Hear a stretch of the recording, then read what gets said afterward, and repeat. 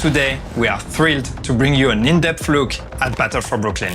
Battle for Brooklyn expands the Division franchise with a gripping new story. Whether you're a veteran eager to dive deeper into the narrative or completely new to the franchise, the DLC has something for everyone.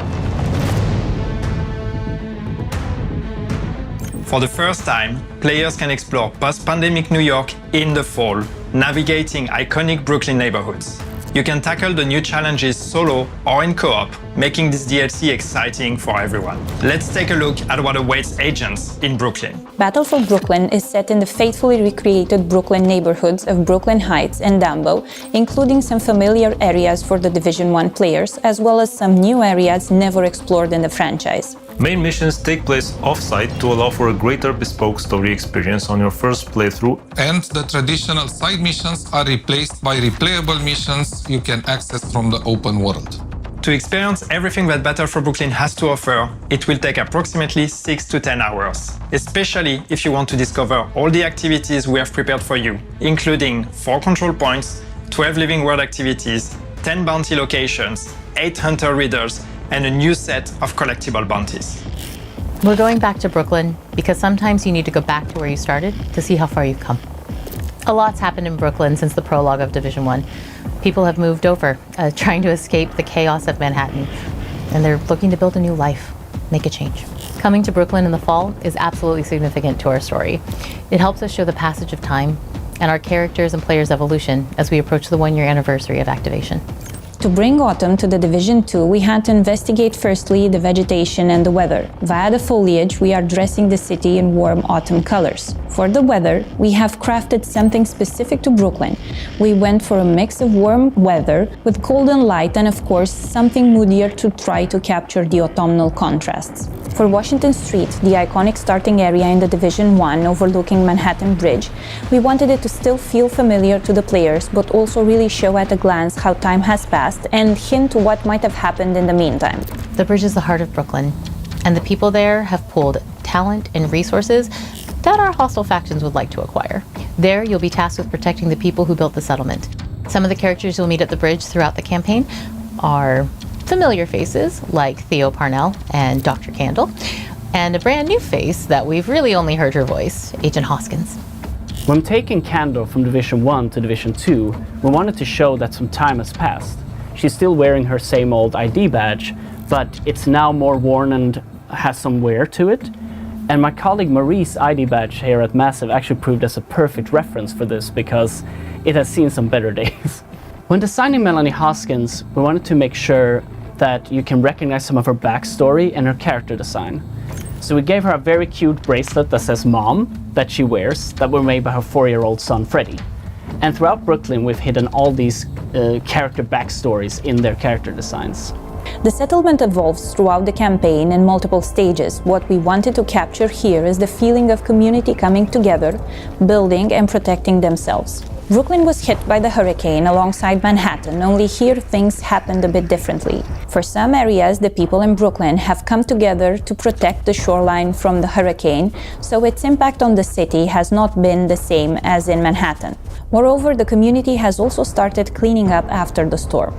People in Brooklyn strive to rebuild their lives. They are looking into covering their base necessities in terms of food and water, so they are using the available space inside the city to do so, including the rooftops. In the DLC, players will actually be facing an enemy that they are usually used to or that they have been fighting already, and that's the cleaners. But there's a special twist on those cleaners because they actually have a new weapon, which is what we call the Purple Flame. People might be familiar with the idea of the Purple Flame. Those who have played the Incursion, the Mirror Estate, they might have seen that already. This is something we introduced back then. But in this DLC, in Battle for Brooklyn, the cleaners have been able to find ways to mass produce this weapon, and this is really their main way of bringing destruction. This is how they've launched the assault on Brooklyn now, using that new weapon to really try to erase Brooklyn from the map.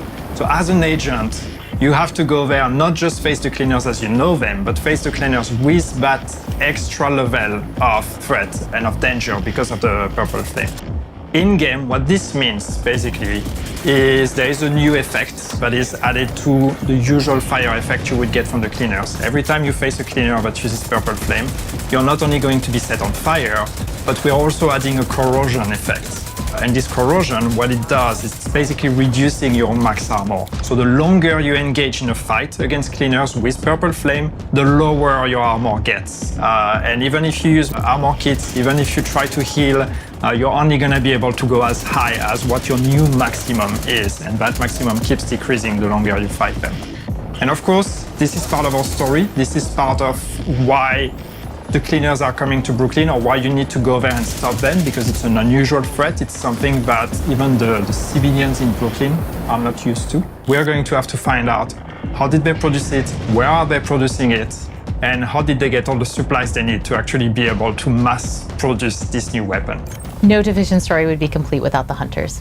In Brooklyn, we have 8 new riddles and 8 masks that you can unlock, if you're willing to take on the challenge. For the Brooklyn Hunters, we wanted their uniforms to actually match their mask designs a bit more than they usually do, and that will also echo into the game design of the puzzles that unlocks them. We wanted to create a cohesive theme while maintaining the amazing classic hunter look. Control points are a big part of the open world. With Brooklyn, we've taken them one step further. Based on faction ownership, players can expect a different challenge every time they encounter the same control points. Each hostile faction has its own unique ingredients. The cleaners have the Purple Flame, while the Rikers also have some surprises up their sleeve. Players can expect to encounter those new ingredients in every control point in Brooklyn. For players wanting a bigger challenge, increasing the global difficulty will also have an impact on the amount of ingredients that they encounter in the control points. Smart Cover returns in Battle for Brooklyn as a reimagined skill for PvE and PvP. Using the Smart Cover will reinforce cover, grant buffs to offense and defense, and enhance pulse resistance for all allies. Players can choose between 2 variants, the Precision Smart Cover and the Fortified Smart Cover. Both variants have some stats tuned differently for PvP. In the DLC, we have a new exotic mask called the Catalyst, and it's actually perfect against the cleaners as it gives bonus for dealing and receiving status effect damage. So while burning, you can maintain ADS without disruption. When doing the effect for the Catalyst, we wanted to invoke the feeling of a dying fire. So when you move, the air stokes the fires, causing the mask to flare up more and more the faster you go. But when you stop, the fire slowly dies and only smoke remains. Battle for Brooklyn launches on May 27, 2025. The DLC will be available on PC, Xbox, and PlayStation. For those of you who already own The Division 2, Battle for Brooklyn will be available as a standalone product for €14.99. The Battle for Brooklyn Deluxe DLC will also be available, including exclusive cosmetics.